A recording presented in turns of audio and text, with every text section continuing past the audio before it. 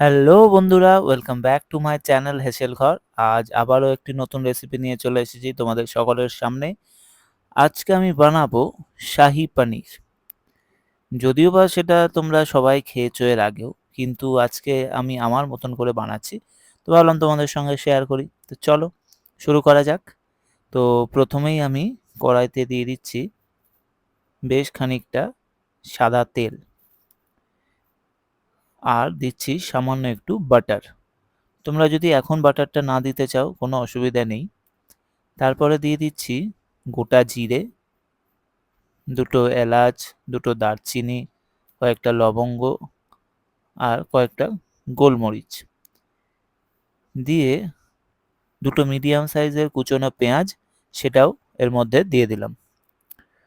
পেঁয়াজটা তোমরা খুব কুচোনোর দরকার নেই, যেহেতু এটা পরে পেস্ট করব, তাই জন্য ঠিক এরকমভাবে কুচিয়ে দিলেই হবে। দিয়ে দিলাম কয়েকটা রসুন আর আদা বাটা। আদাটা যেহেতু ফ্রিজে রাখা ছিল, তাই জন্য এরকম জমে গেছে।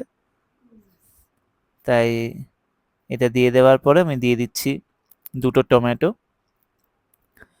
দিয়ে আবারও একটু ভালো করে নাড়াচাড়া করে দিলাম প্রায় 10 থেকে 12টা জলে ভেজানো কাজু বাদাম। আর দিচ্ছি মশলার মধ্যে সামান্য একটু লবণ, 1 চামচ হলুদ গুঁড়ো আর কাশ্মীরি লঙ্কার গুঁড়ো। আর দিচ্ছি 1 চামচ মতন জিরে গুঁড়ো। ধনে গুঁড়োটা দিলাম না এখানে। আচ্ছা, আবারও একটু ভালো করে নাড়াচাড়া করার পরে দিয়ে দিচ্ছি বেশ খানিকটা জল। এবার এটাকে আমি ফুটতে দেব কিছুক্ষণ, তাই এটাকে বেশ ঢাকা দিয়ে রাখতে হবে মোটামুটি 10 থেকে 15 মিনিট মতন। ব্যাস 10 থেকে 15 মিনিট হয়ে যাওয়ার পরে যখন প্রায় টমেটোগুলো একটু গলে যাবে বা পেঁয়াজটাও একটু গলে যাবে, তখন এটাকে আমি পেস্ট করে নেব। আচ্ছা এরপরে আমি দিয়ে দিলাম সাদা তেল আর 1 চামচ মতন বাটার। বাটারটা দিলে টেস্টটা খুব ভালো আসে। আচ্ছা, এরপরে আমি আবারও ফোড়নে দিচ্ছি সামান্য একটু জিরে, আর কালারের জন্য দিচ্ছি কাশ্মীরি রেড চিলি পাউডার। তোমরা চাইলে একটু লঙ্কার গুঁড়ো ব্যবহার করতেই পারো যদি তোমরা ঝাল খাও। আমি যেহেতু ঝাল খাই না, তাই দিচ্ছি না। আচ্ছা, এরপরে যে পেস্টটা আমি তৈরি করে রেখেছিলাম সেটা এর মধ্যে আমি দিয়ে ভালো করে এটা ছেঁকে নিতে হবে, যাতে আদা রসুনের বা গোটা যে গরম মশলাগুলো সেইগুলো যেন মুখের মধ্যে না পড়ে, তাই ভালো করে আমি এটাকে ছেঁকে নিচ্ছি। আচ্ছা, ছাঁকা হয়ে গেছে আমার এখানে, দেখতেই পাচ্ছ পুরোটা। এবার এটাকে ভালো করে ফুটতে দেব। আচ্ছা, ফোটা হয়ে গেছে। এরপরে আমি পনিরগুলো এরকম ছোট ছোট করে কেটে রেখেছি। তোমরা চাইলে এগুলো কিন্তু ভেজেও নিতে পারো, কিন্তু শাহী পনিরে না ভাজলেই ভালো, কারণ পনির ভাজলেই কিন্তু বেশ শক্ত হয়ে যায়। তাই সব পনিরগুলো এর মধ্যে আমি দিয়ে দিচ্ছি। এটা লুচি, রুটি, নান, পরাঠার সাথে কিন্তু শাহী পনির ভীষণ ভালো লাগে খেতে।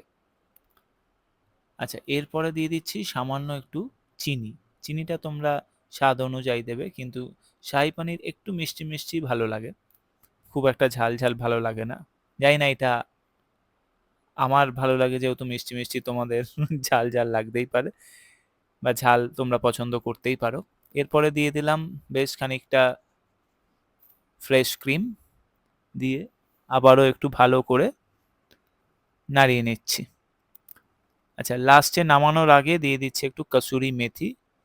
কসুরি মেথিটা শুকনো খোলায় একটুখানি নেড়ে চেড়ে হাতে ক্রাশ করে ভালো করে এর মধ্যে দিয়ে দিলাম, যাতে বেশ সুন্দর একটা গন্ধ পাওয়া যায়। আর গ্রেভিটা তোমরা যদি খুব গাঢ় করতে চাও তাহলে একটু বেশি ফোটাবে, আর যদি একটু গ্রেভি রাখতে চাও তাহলে সেই পরিমাণ মতন তোমরা রাখবে। আর লাস্টে একটু নামানোর আগে দিয়ে দিচ্ছি বাটার। তাহলে কেমন লাগলো আজকে শাহী পনিরের রেসিপি অবশ্যই আমাকে কমেন্টস করে জানিও। আর যারা যারা এখনো চ্যানেলটি সাবস্ক্রাইব করোনি তারা কিন্তু অতি অবশ্যই চ্যানেলটিকে সাবস্ক্রাইব করে দিও। আজকে এতদূরই থাক, আবারও দেখা হবে পরবর্তী একটি ভিডিওতে। সবাই ভালো থেকো, সুস্থ থেকো, আর সাবস্ক্রাইব করো। টাটা।